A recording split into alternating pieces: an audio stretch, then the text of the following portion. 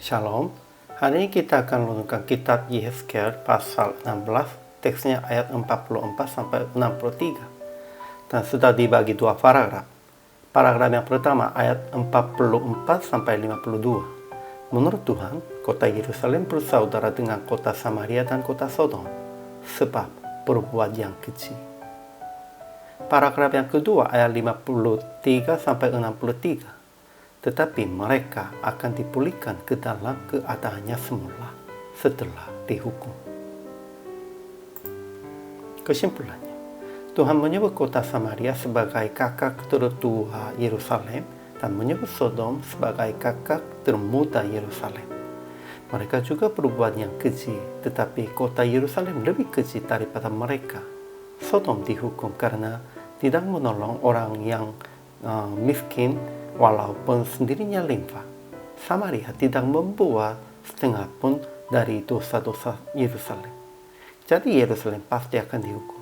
Tetapi Tuhan juga janji Yerusalem akan dipulihkan seperti semulanya dan akan berbuat perjanjian baru yang kekal.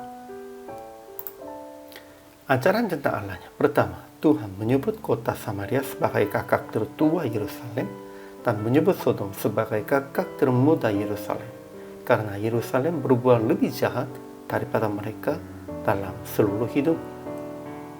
Kedua, Tuhan akan menghukum Yerusalem seperti Dia lakukan. Setelah itu, Tuhan akan mengingat perjanjiannya dengan mereka dan akan memulihkan mereka ke dalam keadaannya semula.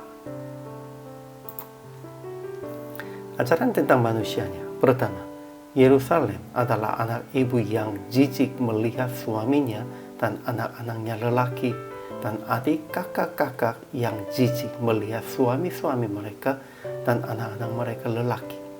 Itu semua orang yang telah dihukum oleh Tuhan, sepertinya Samaria dan Sodom.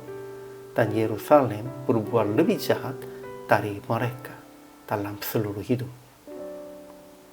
Kedua, kemusmannya dan perbuatan-perbuatannya yang keji harus Dia tanggung. Tetapi mereka akan dipulihkan dan Dia akan teringat yang dulu dan merasa malu, sehingga mulutnya terkatup sama sekali karena nodanya. Kemudian aplikasi hari ini. Pertama, jangan bersaudara dengan orang-orang yang berbuat keji dan jahat. Jauhilah perbuatan-perbuatan yang orang jahat sukai. Memang, sekalipun katakannya tidak bersaudara dan tidak mendekati mereka, kalau kita juga berbuat keji, kita otomatisnya menjadi bersaudara dengan orang-orang yang berbuat keji. Sehingga itu artinya harus jaga perbuatan dari kejahatan dan dari kekejian.